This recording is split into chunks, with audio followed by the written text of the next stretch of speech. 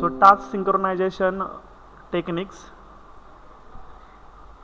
Task synchronization means when you share the hardware resource between multiple tasks. So every task should aware that whether that shared resource is available or not. That is a task synchronization. So when any task is going to access that shared resource, so that task should be aware that the shared resource is available to access or not. So task synchronization is essential to avoid the conflict in resource access.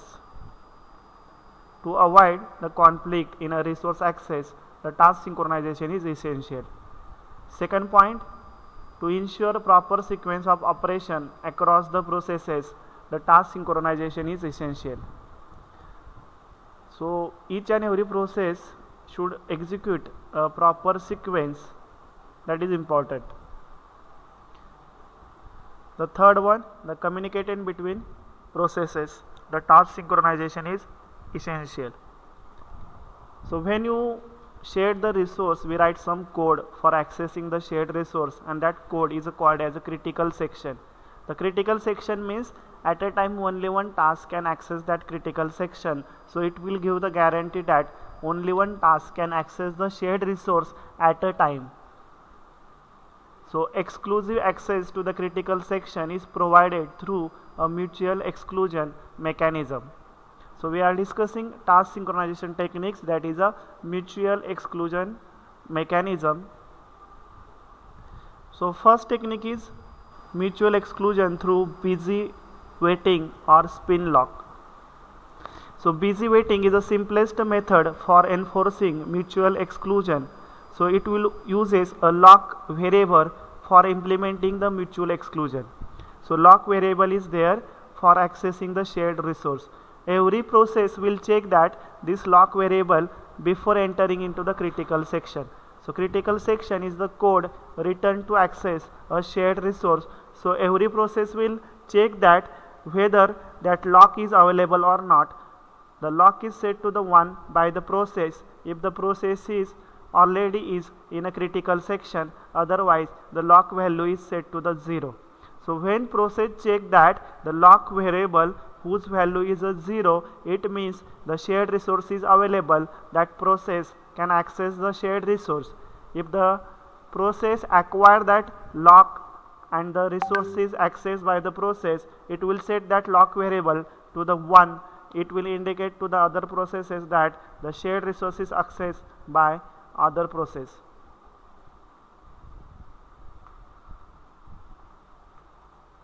Second, mutual exclusion through sleep and wake up. So see the drawback of the busy waiting.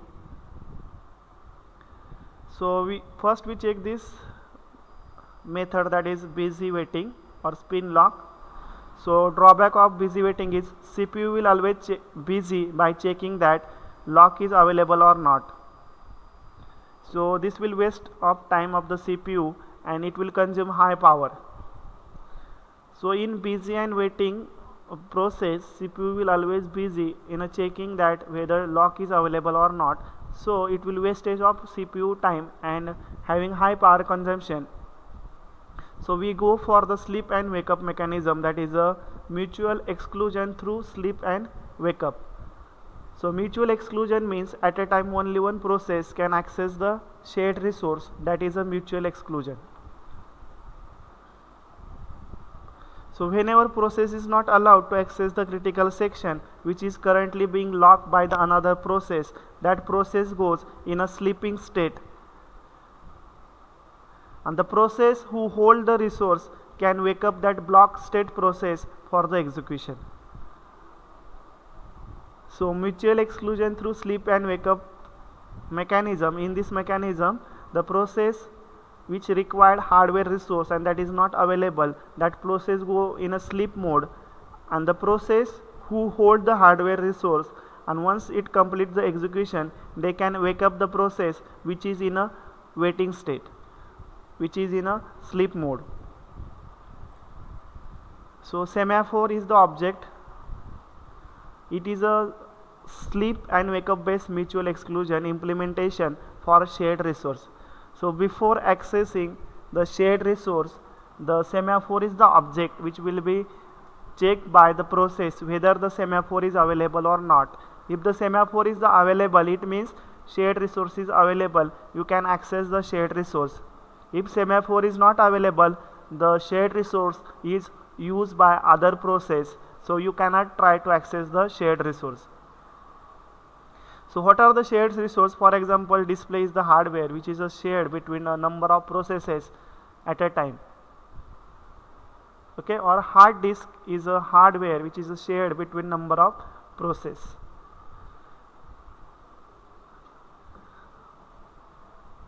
So there are two types of the semaphore. One is a binary semaphore and second one is a counting semaphore.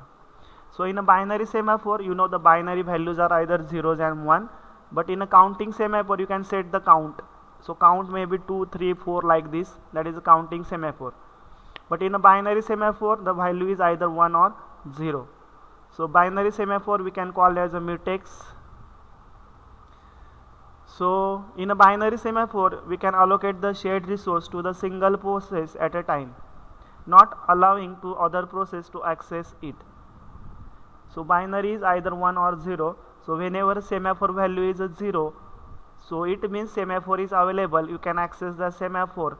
Once semaphore is accessed by the process, that value is 1, and when other process is trying to access the semaphore, it will check that whether that value is 1 or 0. If it is a 1, it means the shared object, shared resource is not available, so don't try to access the shared resource.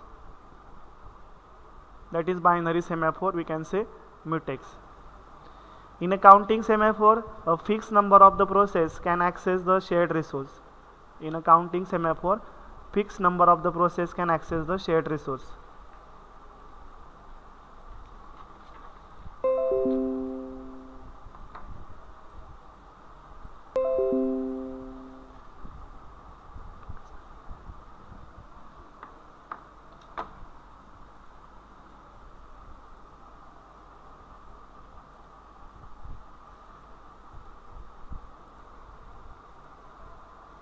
In a counting semaphore, the fixed number of process can access the resource. So count is associated with the semaphore. The count may be value 10, 12 like this. So this is the value. So whenever any process try to access the counting semaphore, it will check that whether that count is 0 or other than 0. If count is for example 4, it means 4 other process can access the shared resource. So it is a counting semaphore. So when count is equal to 4 and process is check that count, so it identify that the semaphore is available, you can access a shared resource. Once that process access the shared resource, so count is decremented by 1, so it become a 3. So next process can access the shared resource, then count will be 2. Again next process can access the shared resource, the count will be 1, and next process will access the shared resource, so count will be 0. When count is a 0 and other process try to access the semaphore, it will identify that count is a 0, so semaphore is not available. It means a shared resource is not available, don't try to access the shared resource. So difference between binary semaphore and counting semaphore. So binary semaphore is used for only exclusive access, means at a time only one process can access the shared resource because the count is either 1 or 0. But in a counting semaphore you can access a limited access is there, depends upon the count value. When count is a 5, means 5 process can access the shared resource, not more than 5.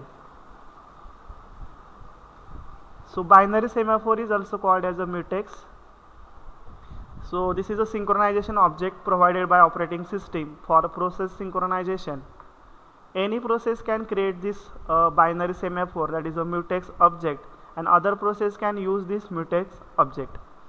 So only one process can own this mutex object at a time. For example, the hotel accommodation system, see this example. So this is example of binary semaphore, that is mutex, hotel accommodation system. A process A will check that the semaphore is available or not. So see, this is a single key. Okay, So process A check that this key is available or not. If available, he can access the room. Okay, so process A will check that whether the binary semaphore available or not. So key is available, so room can be accessed by the process A. Okay, so it can access the critical section. What is the critical section? The code which is written to access the shared resource is a critical section. So process A will check that whether mutex or binary semaphore is available. If this object is available, it can access a shared memory section. Okay, once access is over, it can leaving that critical section and it will release the mutex object, so it will return the key. So see the hotel accommodation system. Suppose person A will check that this key is available or not. If the key is available, they can use this room. Okay, and when person want to leave this room, they can leave this room and it can return this key to the hotel. So that is a hotel accommodation system. So in terms of process, process we will check that the mutex object is available or not.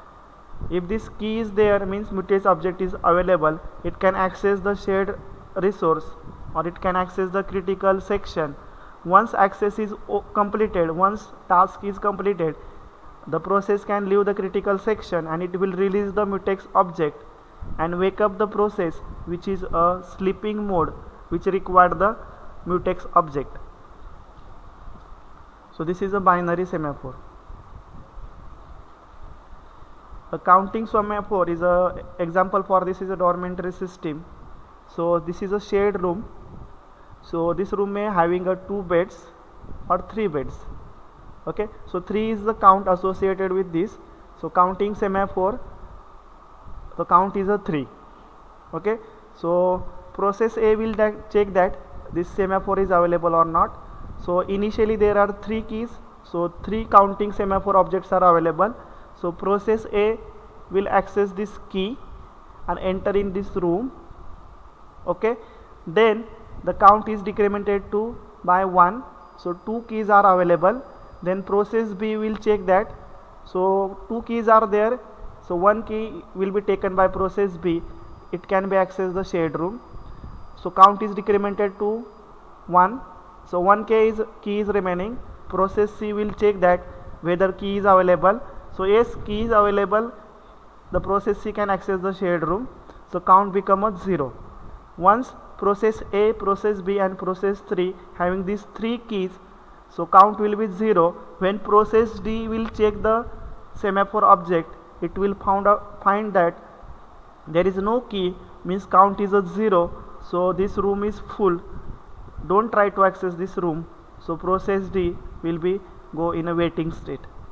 Okay, and when any process leave this room, will return the key, so count become 1. Then process D will give a chance to enter in this room because count is 1. So every process will check that whether the count is other than 0. If count is other than 0, that process can access a critical section and the count become decremented by 1. So for every time when process enter in a critical section, the count is decremented by 1, and when count is a 0, means there is a no scope for other process to enter in a critical region, that is called as a counting semaphore.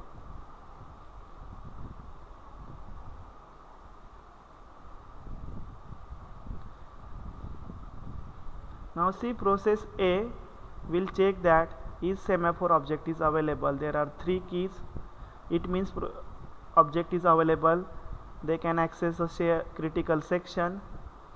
When leaving the critical section, it will release the semaphore object and wake up the sleeping process, the process which is waiting for the key. So this process will give the intimation to that process to wake up from the sleeping because key is available. So every time this count will be decremented.